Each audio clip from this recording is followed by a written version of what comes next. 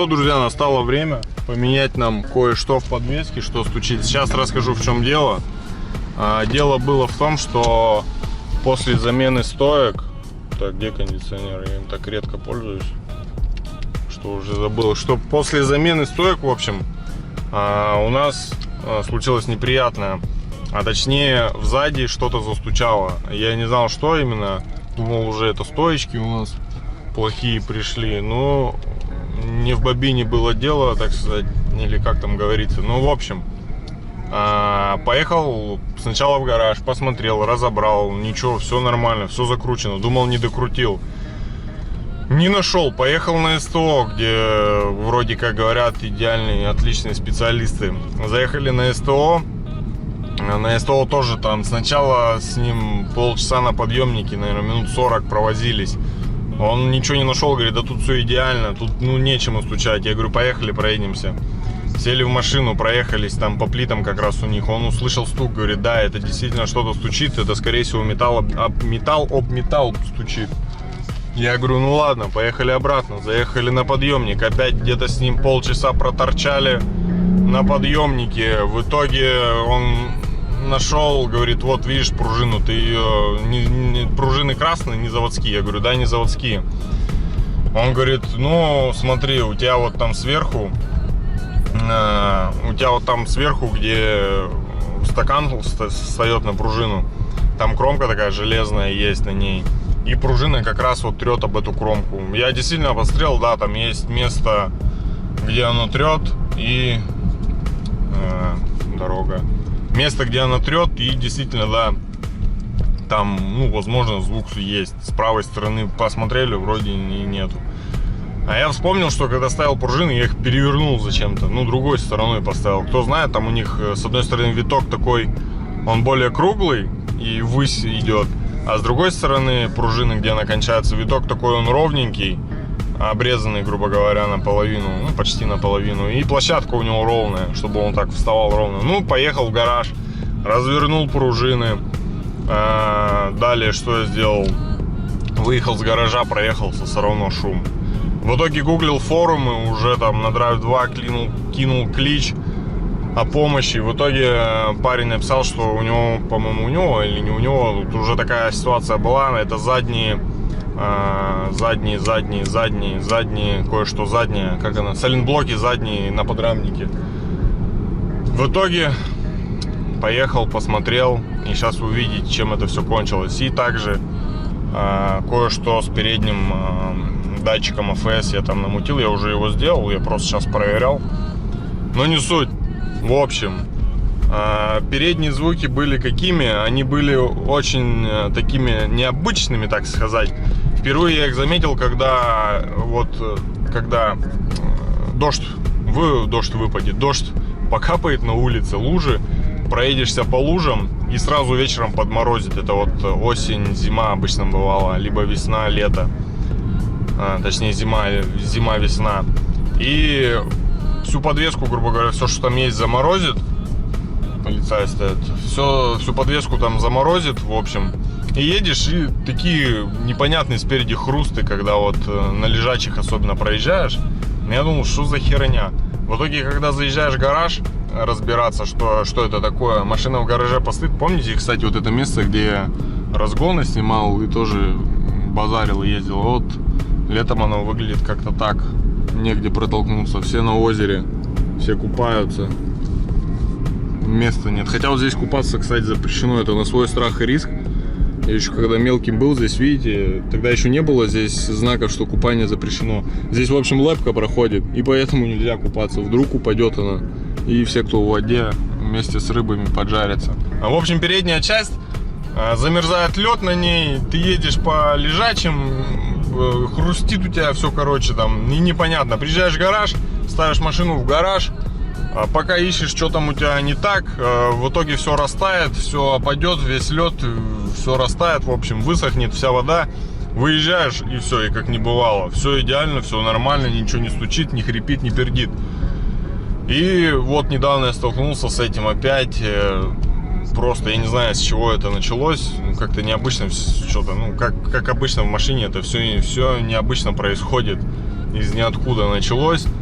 начала передняя часть подхрустывать. Думал, гадал, в итоге заехал, посмотрел сразу на АФС, думаю, это по-любому дело в нем.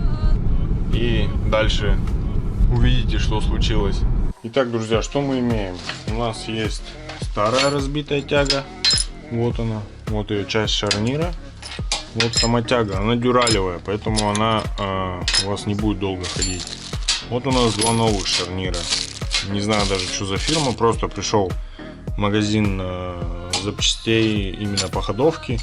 Говорю, мне нужно два шарнира. Показал фото, мне вот выдали, там, фирму даже не помню. И вот такой вот болт. Тут, по-моему, 150 миллиметров, то есть 15 сантиметров. Два шарнира 300 рублей один, 302. В итоге два шарнира 600 рублей. Болт там в районе тоже 100 рублей стоил. В итоге все вместе 700 рублей. Что теперь делаем? Замерим наш болт, отрежем сколько нам нужно. Присобачим наши шарниры, затянем их гаечками и будем ставить на автомобиль. Все. И надо будет наполнить шарниры. Шарниры, кстати, перед покупкой проверяйте, потому что один у меня был заклинивший. Пришлось идти менять. Слава богу, я был недалеко от магазина. Так что вперед, приступаем. Вот здесь еще хочу обратить внимание, вот датчик, он заводской. Я пока не уверен, что именно дело было в шарнире, хоть он и был здесь с надломами, с трещинами уже. А датчик люфтит, видите? У него сама вот эта втулка, шпилька, она люфтит. Крутится, в принципе, нормально. Я его залил сначала ВДшкой, потом силиконовой смазкой. Ну, он чуть-чуть люфтит. И издает звук. Надеюсь, это вот не этот звук, который она издавала на машине. А датчик, в принципе, это оригинальный у нас. Вот номер. Такой же можно на Алиэкспрессе заказать в районе 1000 рублей. Поэтому никаких проблем. Люди ставили, машина ездит, ошибок никаких нет, все работает. Сзади такой же датчик, говорят. Поэтому, если что, пользуйтесь. На Алиэкспрессе там таких датчиков полно. Выбирайте любой. Читайте отзывы и заказывайте. Ну вот он, да. Вот так вот стучал он. Посмотрим, как все это дело сработает. Не дай бог, придется заказывать новый датчик. Подсобрал я тягу и, в общем, все-таки, видимо, в датчике дело, потому что, слышите, как он стучит. Поэтому придется заказывать с Алиэкспресса. Вот он, ну слышно, да. Это этот звук, я его узнаю из 1000, так сказать. Придется заказывать с Алиэкспресса. Не знаю сейчас даже, собирать или не собирать это все дело вообще. Есть ли смысл? Или пока ездить так, у меня перемотан провод. В принципе, ни на что это не влияет. Закажу датчик, закажу задние. Потом узнаете что. То, что у меня сзади стучало. Ну, сайлентблоки задние, ладно. И как раз они там идут в районе 30 дней. Очень долго, так как вот так вот все. Ну, на Имексе вот так, не знаю, 30 дней. Доставка задних сайлентблоков нигде, видимо, нету. Все это закажу, а потом уже включусь. Договорились?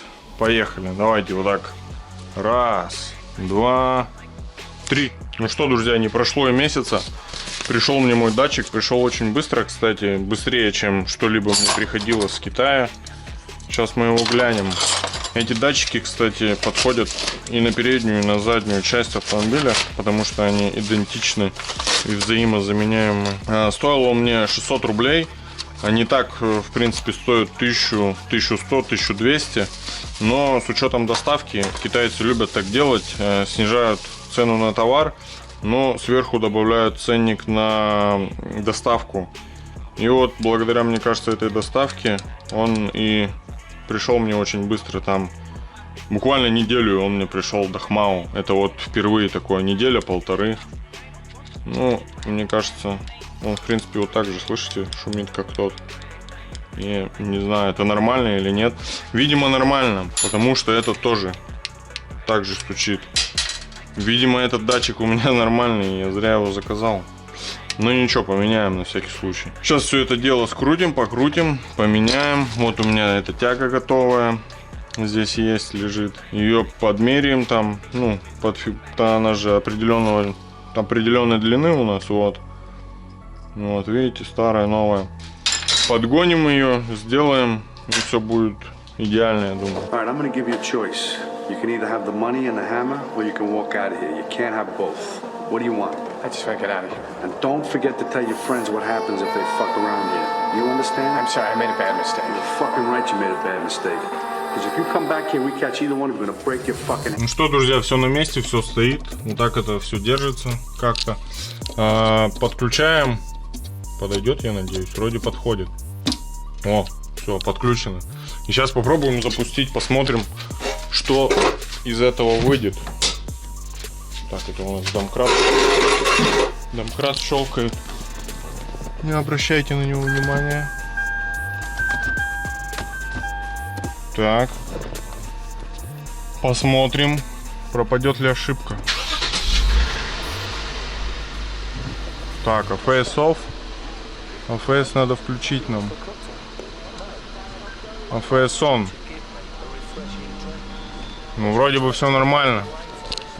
Так. Включаем свет. Свет включен. Ошибка не горит. Ну что, я поздравляю. Все идеально, все успешно. Можете заказывать датчик, все работает. Ссылка где? Ссылка, если что, у меня в личке. Сейчас самое интересное, разворачиваемся жопой. Я покажу, что было, что происходило с задней стороны машины. Я это, конечно, не поменял, не сделал, но на время, так сказать, устранил. Сейчас покажу, что было. Итак, друзья, задняя часть автомобиля. Тут я уже говорил, все намного интересней. Подвеску все проверяли. На СТО трясли, смотрели. Вот эти пружины, когда я менял, все началось с того, что я поменял стойки, пружины. Как вы знаете, виток с одной стороны, он такой... Ну, кто, короче, эти пружины держал в руках, тот поймет, что с одной стороны виток кончается одной частью, с другой он более закругленный. С одной части, то есть он более такой ровный, у него площадка ровная, с другой стороны он такой весь закругленный и уходит ввысь. Мне приговорили, в общем, то, что там где-то об что-то пружина трет стакан верхний. Я, в принципе, с этим согласился, потому что видно было, где она трет, и думал, что проблема в этом. Но не тут-то было. Потом мне написал человек на драйве: посмотри у себя задние, как они, сайлентблоки, подрамника, передние. Вот здесь они находятся. Вот здесь, в общем-то, они находятся. Вот сверху, если быть точнее. Вот они, вот, там резинка, в общем, и там они находятся. Я, ну, во-первых, некоторые люди писали, что просто проверьте их, потому что у меня, допустим, болты вообще раскрутились просто и были еле закручены. Болт вот здесь входит, снимаем пластиковую защиту, вот до середины разбираем, отгинаем ее, и там есть болт. Болт я открутил вот это вот крепление. У некоторых крепление, оно ржавеет, рассыхается, железо разрушается, и, короче, крепление надо менять. И звуки, по-моему, еще жестче, чем у меня. Я всего лишь обошелся тем, что закрутил болты, что слева, что справа. Закрутил болты, и все. У меня уменьшились пинки на холодную с утра, намного меньше стали. И пропал звук вот этот, который я уже описывал, на мелких скоростях, который проявляется на плитах там или на плохой дороге, где ямы. И он очень бесил, он был с левой стороны, хотя болты были одинаково раскручены. Все, я раскрутил, отогнул этот, я не знаю, как это устройство называется. Эту железку отогнул, короче, там был пыльник. Ой, пыльник, сайлентблок. Посмотрел сайлентблок, внутри весь в солях, коррозия. Там металлическая втулка в середине. Тогда вся в солях была, ну, короче, там полная же пень. Ну, надо менять, он вроде как не порванный был, менять его надо. И, ну, не буду ж я на домкрате машину оставлять. Тем более тут надо, по-моему, насколько я знаю, там под этот, как его зовут-то, подрамник задний снимать. Вот эти еще меняют некоторые, тоже это задние сайлентблоки заднего подрамника. А вот это передние сайлентблоки заднего подрамника. И их меняют в комплекте. Там за сайлентблоки я нашел. Самый дешевый поставщик предлагал 1800 за задний сайлентблок. Это за один сайлентблок. И это и то не от ИС-2, а от ИС-3. Они принципиально вроде никак ничем не отличаются. Люди от ИС-3 ставят. Ставят и ездят. Я пока их не заказывал, потому что, ну, проблема ушла. Я просто подкрутил болты, и проблема ушла. И все у нас отлично. Передние также поменяли датчик АФС. Все идеально, все нормально. Сейчас еще выйдем. Из гаража я выезжал, переставлялся. Вроде было нормально, вроде ничего не шумело. Сейчас еще выйдем по хреновой дороге, проедем и посмотрим, как все изменилось. Но я теперь рад, что на панели не горит мини-елка. Поехали дальше. Ну что, друзья, закончил я смену датчика. Все поменял, все отлично, все нормально. Сзади, вы сами видели, я просто закрутил болты до конца, и как и не было, ну, точнее, он пропал. Надо менять, как они называются, забываю постоянно, сайлент-блоки задние вот эти. Самый дешевый, я уже говорил, 1800 стоит, я находил. Задние сайлент-блоки на заднем подрамнике, я не знаю, менять или нет. Посмотрим, короче, надо раскрутить и посмотреть. Вообще, методика там снятия и замены не такая уж и простая. Там надо весь подрамник скинуть. Я вот не знаю, в принципе, скинуть-то это получится. Ну, короче, свои заморочки тоже есть. Желательно на подъемнике это все дело делать, но, в общем, посмотрим. В принципе, на этом все. Пишите, что хотите еще увидеть, там, что поменять. Мне там с Алиэкспресса должны скоро кое-какие ништяки подоспеть для новых серий в плане стайлинга и деталинга. И я думаю, ну, они, наверное, будут долго идти, не так, как датчик мигом пришел. Но все-таки подождем, посмотрим, что будет. Всем спасибо за просмотр. Всем удачи огромной и пока. Увидимся на следующем видео. Давайте.